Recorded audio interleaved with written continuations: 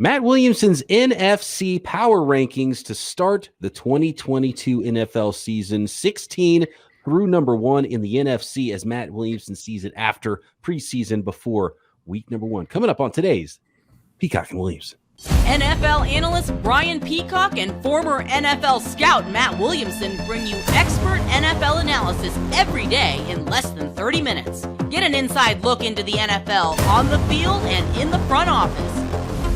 With elite breakdowns, next-level analysis, and in-depth information only for the real NFL fans. This is Peacock and Williamson, and it starts now. Welcome to the Peacock and Williamson NFL show. Brian Peacock and Matt Williamson at BD Peacock at Williamson NFL on Twitter. Get those Twitter Tuesday questions in for next week. It's going to be a fun week. It's NFL football time, and let's finish up this week with some NFC power rankings. If you missed it a couple days ago, we did the AFC side of things, and we'll talk about how the entire NFL power rankings sort of mesh together with the AFC and the NFC on today's podcast as well. Today's episode brought to you by BetOnline. BetOnline has you covered this season with more props, odds, and lines than ever before. BetOnline, where the game starts. So for the listeners out there, Matt, what is the process for you when you're doing your power rankings, and how have things changed since I think we last checked in post-draft? Yeah, last one I did, I like to keep a spreadsheet. You probably are familiar that I do spreadsheets from time to time. On May 19th, and then this one was August 26th is when I put it together, and nothing's changed since the last 2 to 3 days, obviously. And my rules for power ranks are we always count them down 32 to 1, or in this case, 16 to 1. And I always look at these teams. These are not predictions. They're not predictions. They are how good are you right now? Always use this analogy. 111 game series in Wichita, Kansas, neutral field. The Lions and Jets square off 111 times. Who do you think wins that series? Well, I have Detroit at 26 and I have the Jets at 27. So I think the Lions would win that series barely. And that's how I do it. And obviously this time of year is tough because everyone's healthy. All your first round picks are going to be stars. You know, nothing bad's going to happen to your team. Well, none of that's really true. You know, I mean, it's all bad from here mostly. And Matt, looking at your power rankings for the AFC and the NFC, just downright disrespectful to the NFC this year. I'm an AFC guy. The top 3 teams in the NFL you have as AFC teams, and the bottom 4 teams in the NFL you have as NFC teams, which starts at number 16 in the NFC, 32 in the NFL with the Atlanta Falcons. Yeah, I mean, I'm hearing good things about Mariota and Ritter and London and Pitts, and I mean, they probably waited a year too long to blow this thing up, but there's some progress being made. But I also heard this today, and I can't confirm it, and I don't have it nearby, but Atlanta is under a 2% chance to win their division. Under 2%, you know, like, that's mind-boggling to me. I mean, they're a pretty bad football team that needs a lot. I mean, I mentioned some pieces in place, AJ Terrell, you know, other than that, it's hard to find building blocks. 2% chance to win your division. I can't imagine how it would even get that low, even for the Falcons this year. Even for the worst team in the NFL, so many crazy things happen in a small sample season in the NFL. 2% is pretty darn low. I mean, they won 7 games last year. I mean, they shouldn't have. I mean, their Pythagorean win total was much lower, but they did end up with 7 wins. So if it's not the Atlanta Falcons that end up with the first pick in the 2023 NFL draft, according to Matt Williamson, it could likely be the Chicago Bears, who come in at 31 overall in the NFL and 15 in the NFC. I mean, I think it's very telling that they put in waiver claims left and right. I mean, they realize their roster is as bad as it gets in the league right now. So we'll take your cast-offs, your Leatherwoods, and we'll see what we can make out of it. I've said this 8,000 times on the podcast, and I firmly believe it.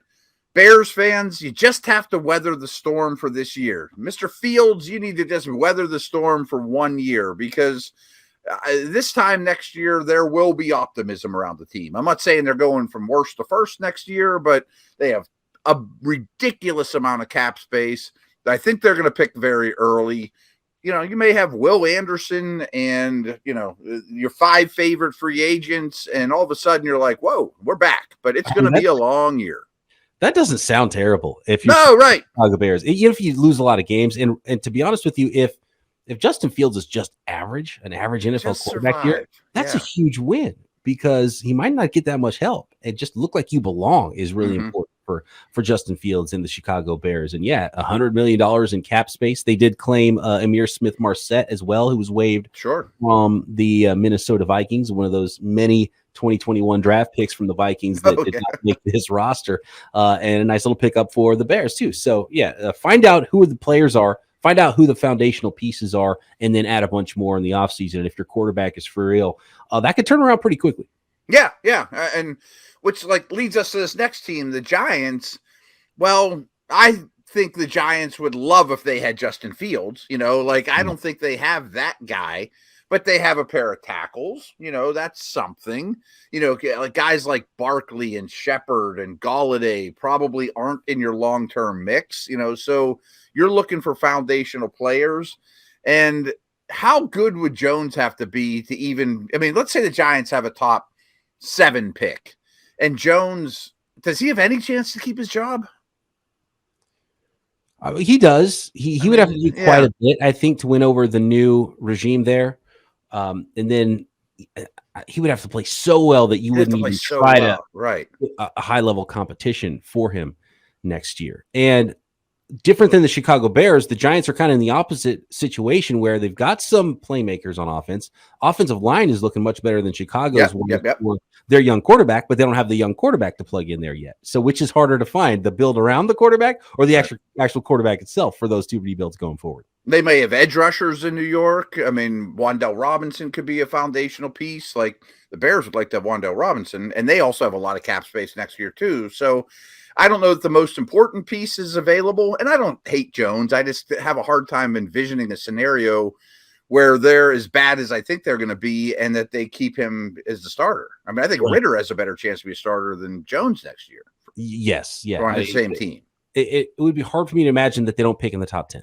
And if you're picking the top 10, Jones is not your guy.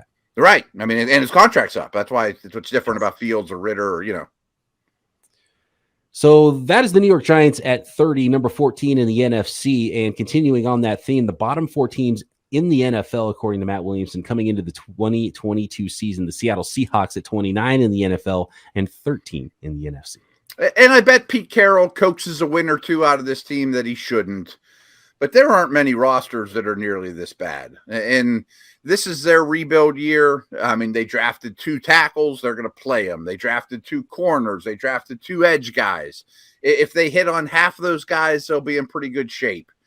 Needless to say, though, they need a quarterback. I can't write a fiction novel that is close to believable that they have their quarterback on their roster. One thing I'll say about the Seattle Seahawks is that Geno Smith is at least an NFL quarterback. Yeah, maybe he's not one of 32 starters in the league, but he's a backup caliber quarterback at least, and deserves to be on a roster. And at this age in his career, and we saw it last year a little bit, you could win some games with him. And it's not like you're running David Blau out there like the Detroit Lions were when they were earning the number 1 overall pick. And they're well coached, and they still have some talent there on both sides of the ball. So I can see things going better than we expect for the Seattle Seahawks, just because they're in close games. Even though they lose a lot, they're going to win some of those too. Yeah, I expect them to be hard to play against. Carroll will get the most out of them. Geno won't be the reason they lose, but probably won't be the reason they win. Seahawks, Giants, Chicago Bears, Atlanta Falcons, bottom 4 in the NFC, according to Matt Williamson's Week 1 power rankings for 2022. We'll get to the middle of the NFC and then find out who Matt has ranked at the top for those Super Bowl contenders coming up. But first, we got to let the folks know about BetOnline. BetOnline is your number 1 source for all your pro and college football betting needs and sports information this season. It's not just all about betting at BetOnline. Get the information you need to place those bets and win those bets at BetOnline as well. By the way, looking at their lines for who will win the number 1 seed in the NFC, according to BetOnline, it is the Tampa Bay Buccaneers at 3-1, the Packers at 4-1, the Dallas Cowboys at 5-1. So those are the betting lines. Does that match up with Matt Williamson's top of the NFC rankings here in the power rankings. I have a feeling it does not. You'll have to find out at the end of this episode. Find all the latest football league developments, game matchups, news, and reviews, including this year's opening week's games and lines already up there at BetOnline. Also, your continued source at BetOnline for many sports, not just the NFL. We're talking Major League Baseball, MMA, boxing, golf, esports, you name it, even live in-game betting as well. So get over to the website today or use your mobile device to learn more about the trends in action at BetOnline, where the game starts. Okay, Matt, we are now at number 12 in your power rankings in 2022 for week one. This is how teams look right now today. And we'll be checking in throughout the season, maybe monthly here, maybe, once every other month or something like that at the power rankings and how things might change. And you know how it happens in the NFL. Some teams arrive and they arrive quickly and things can change quickly in the NFL. And right now you've got a team that's been at the bottom. And this is about as high as I've ever seen since we've been doing this show. The Detroit Lions, 26 in the NFL and 12 in the NFC coming into the year. And I kind of wanted to put them higher. I mean, I think my opinion keeps going up and up in these guys, but when you look at it this way and I couldn't put others lower. I mean, so that's just where we're at. Here's a crazy prediction. I think Jared Goff's going to have a good year. I think they might be him as the starter or him in a Ritter-like pick next year, not going all in. I'm kind of coming around on Goff. Protected, throwing to Jameson Williams late in the year. Next year might be all about the defense. Yeah, it's like Goff to Chark. Could be a sneaky, decent connection this year. Yeah. Right. Efficient to Hawk and Swift and St. Brown. Big plays to Chark and Jameson Williams. I think Goff can run that offense quite well, and I didn't think that a couple months ago. Still a ton of work to do, but clearly, and judging by the Jameson Williams pick in the draft, knowing that he's sort of someone for the future, not necessarily for this year, I think they know that they're not going to beat the Packers, right? For the top spot in the NFC North this year, and they could shock the world and do it. And I'm sure they're going to be trying and fighting like heck, which is what you like about Dan Campbell and the Detroit Lions. But they still, even though they've added more talent, they still need to add more, and then we'll find out what that quarterback situation ends up looking like. But they're getting better. They're getting better. I like the direction of this team a lot. A lot of NFL teams feel like they've turned the corner, and I don't think the bottom of the league is as bad as it has been for some years. 100%. And again, this is the time of eternal optimism. I mean, everything looks good, and you watch Hard Knocks, and Detroit's going to get them this year. Yeah, you think it's great, right? Yeah, and then I might eat those words when we do these power ranks again. Be like, oh my god, these 5 teams are a disaster. Yeah, I mean, Hutchinson misses time and Penei Sewell misses time, and then they win 2 games. Or I mean, bad things are going to happen. Speaking of David Blau, by the way, he was waived. They brought in Nate Sudfeld, who was cut by the 49ers. They signed David Blau to the practice squad. Or no, I believe the Minnesota Vikings signed David Blau to their practice squad. Maybe get a little intel on the division opponent.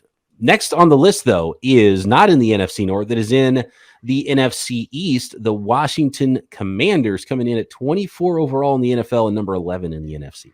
And like the Lions, you could get optimistic about these guys. I mean, say what you want about Wentz, but he's a quarterback upgrade. I mean, they played a lot of games with Heineke, who can't throw the ball down the field.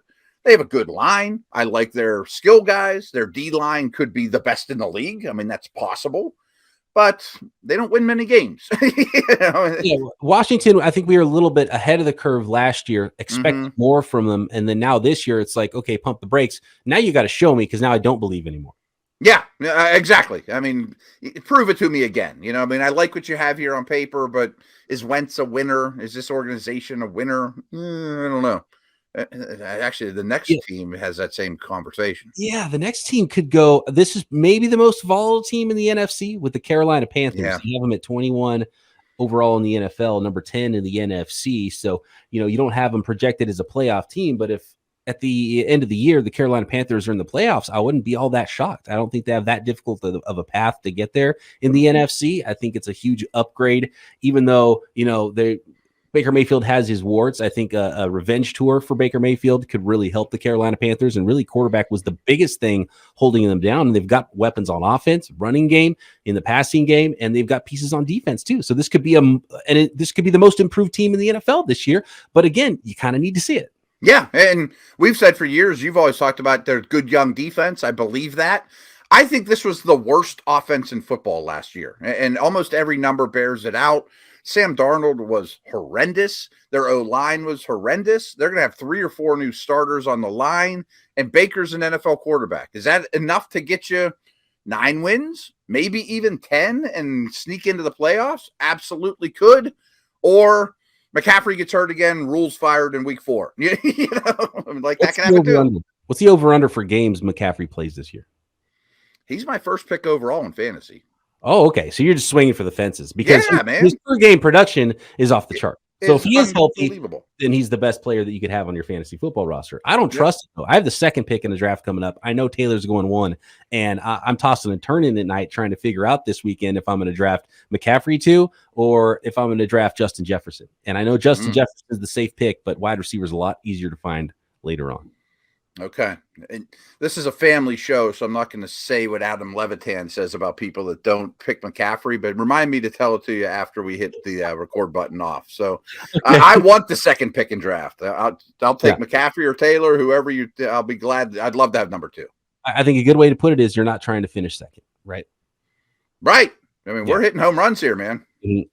Swinging for the fences. CMC, he might be on my roster, even though I don't feel great about it. We'll see what he does for the Carolina Panthers. Even though he was a hit and have been a really good player for the Panthers, he hasn't helped them win a lot of football games, which is why you don't draft running backs in the top 10. We can say that about Saquon Barkley and the Giants. But they have the Carolina Panthers are an interesting team. They'll be fun to watch, and I think they could be good, and they could be a disaster. I have no idea. No idea. The Arizona Cardinals, can they play a full season of good football? They were one of the best teams in football the first half of the year and fell apart, and it's been a trend so far in the Cliff Kingsbury and Kyler Murray era for the Cardinals to just kind of not even fall apart, just wither away late in seasons. You've got them right in the middle here, 16 overall in the NFL and number 9 in the NFC. Yeah, I'm kind of down on them. I don't see them as a playoff team, but there is ability there. I mean, I just think that I don't trust the trio of GM, head coach, and quarterback all that much, to be very honest with you. I see the ability there. I see the allure, particularly in Murray. I just don't know that they do the little things or they have enough corners or, I don't think this defense is particularly good. Yeah, and I always say about what's that? They got worse on defense. They got worse on defense. I mean, they're just to carry him.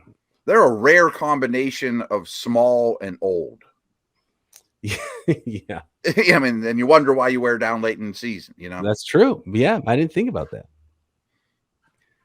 We are at, let's see, we're in the middle of the NFC, and I lost the list. Dallas. We are down to the Dallas Cowboys at number 8. Okay, so some Cowboys fans are not going to like this. At Williamson NFL on Twitter. Don't at me, at Matt. These are his power rankings. Dallas Cowboys. Why are they number 15 in the NFL, number 8 in the NFC? I'm a little worried about the mojo. I mean, left tackle already had some O-line defections to begin with, a lot of receiver injuries, although it sounds like the Gallup news is better than expected. I just think that they're not going to lead the league in turnovers again. That Dak, I think, will have a better year than last year. So they could be quite good. And they were a better team, I think, than people realized last year. But I don't love the mojo around them right now. And you clearly have a tier here in the middle of the NFC, and they're all packed in the middle of your NFL rankings as well. So there are, let's see, 1, 2, 3, 4, 5 teams in the NFC, and they're all between 11 and 16 in the NFC. Overall. So there's only one AFC team among them. How do you tier this out? Is it your number 7 team, Minnesota Vikings, with Dallas and Arizona, 7, 8, 9 in the NFC? Yeah. Or are the teams? I don't want to go too far ahead. Are some teams ahead of them in this same middle of the road NFC tier, like sort of the fighting for the couple wild card spot teams? Sort of. I mean, I have a hard time envisioning the Vikes, Cowboys, or Cardinals reaching or winning the Super Bowl. But I think that they can be solid playoff contenders. Minnesota is a little better than average. I think their offense will be out of the Stone Ages, and I think the defense is better than what they showed last year. So 9 is the Arizona Cardinals, 8 is the Dallas Cowboys, 7 is the Minnesota Vikings in the NFC. Next, we'll get to the top 6 in the NFC. The teams Matt Williamson is banking on to potentially make the playoffs, at least the playoff teams to start the season, the week 1 Matt Williamson NFC power rankings. I do want to thank everybody for making Peacock and Williamson your first listen here on the Locked On Podcast Network every day. Now for your second listen, go check out the Ultimate Pro Football Preview 2022, an 8-episode extravaganza to get you ready for the NFL season. The local team experts of the Locked On Podcast Network, plus a betting angle from Lee Sterling of Locked On Bets, all combining into one ultimate NFL preview. Search for the Ultimate Football Preview 2022 on your Odyssey app or wherever you get your podcasts. All right, number 6, Matt, in the NFC is the New Orleans Saints. This is a team I guess you could say the same about. I think I'd probably have Dallas over Minnesota and New Orleans. Would you? It's a minor quibble. I would probably go Dallas 6, New Orleans 7, Minnesota 8 if I was in this. And I might even have a little tier just because I don't know what to expect from Minnesota. And they've just been that middle of the road team for so long. And new head coach, did they figure it out that quickly with their new head coach and what really changed to make them much better this year? And I do think the chances for the Cowboys and the Saints are a little bit better, but with the Saints, there's still some unknown with their quarterback situation. I don't know what Jameis Winston's going to look like for a full year at quarterback. Yeah, I could also paint the picture where they win the South and beat Tampa twice head-to-head. They always play them really tough. I think they're a physical team where if Michael Thomas is back to being Michael Thomas and Kamara and Olave and Landry, I think they could be quite good there. Their line is always good. I'm a Winston believer, but not versus Stafford, Rodgers, Brady. You know what I mean? Right. Yeah. No, that makes perfect sense. And there is an opportunity for the Saints to, I would put them in the playoffs right now today. But there's a possibility they fall. And what's going on at left tackle? They lost their left tackle, their first round pick. Trevor Penning's going on IR to start the season. So there could be some early season hiccups getting that unit kind of together. But there's still a lot of talent on that team. They lost C.J. Gardner-Johnson. So, it's a team that I think is going to be a work in progress and a team that I'm going to be monitoring because I just don't know really how to feel about them. The next team I know how to feel about because they should be your number 1 seed now. You got the San Francisco 49ers here at 11 in the NFL and number 5 in the NFC. Take it away. Are they in the right spot? It's a perfect spot for them. I mean, talk about volatility. They're starting a first-year quarterback. Right. But I trust the organization. And they do have that fallback option now. The guy that's gotten him to a Super Bowl, the guy that's gotten him to an NFC championship, and Jimmy Garoppolo, if Trey Lance happens to be a disaster, which really helps their floor. And I don't think that's necessarily why Jimmy Garoppolo is there. If he plays, I think it'll be more likely for injury instead of Trey Lance just playing poorly and just getting replaced by Jimmy Garoppolo as the starting quarterback. But the rest of the roster is Super Bowl ready. They've got tons of playmakers on offense. They've got one of the best defenses, maybe the best defense in the NFL. It's going to be a problem pass rushing on teams. Their defensive line is really strong. They're better in coverage this year than they were last year, and they're already a pretty good defense last year. But it's the young quarterback behind an offensive line that has some questions on the interior. 3 new starters at both guards and center spots. So if it goes wrong in San Francisco, it's probably because there's a young quarterback that's facing too much pressure, right in his grill. I think they have to play a certain type of way. I mean, if it's Monday night in Kansas City and the first 1 to 50 wins, well, they probably won't win. You know what I mean?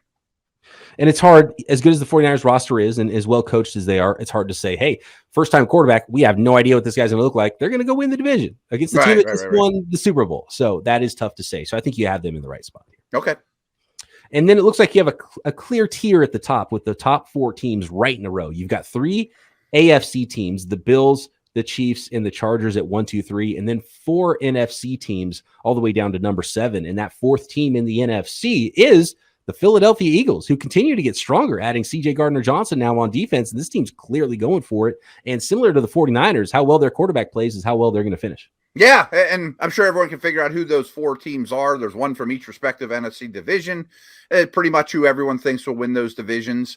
A lot of people will take Dallas over Philly. The other divisions look pretty well chalky. I just love this team. Both lines of scrimmage is where I keep coming back to. The 300-pounders in Philadelphia are better than anywhere in the league. Like, here's a random one. I love the Gardner Johnson pickup. They picked up Bradbury before that. AJ Brown. Oh, by the way, they've added a ton. And year 2 for Devontae Smith. I still think he's a stud in the NFL. Yes. Goddard's going to be on my fantasy team a lot as well. Here's a shot in the dark. I bet you get great odds on. Like, Nakobe Dean could be defensive rookie of the year. Third round pick. He's going to get protected just like in Georgia. Just run around, man. He's got his defensive tackle for Georgia in front of him. Right.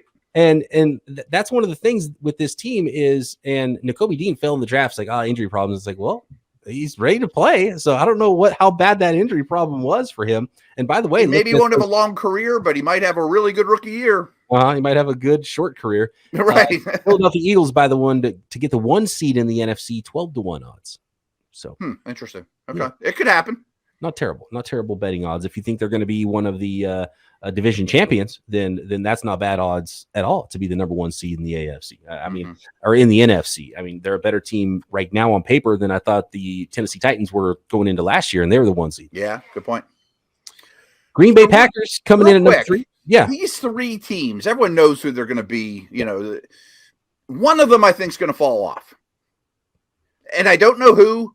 Is it going to be Brady? Are the Rams actually going to have to deal with injuries? Like, if you said the Rams, Tampa, and Green Bay, would you say yes or no that all 3 actually win their divisions? I would bet no. And I don't know who's going to flounder, but I think somebody stubs their toe and doesn't stay on top like they have.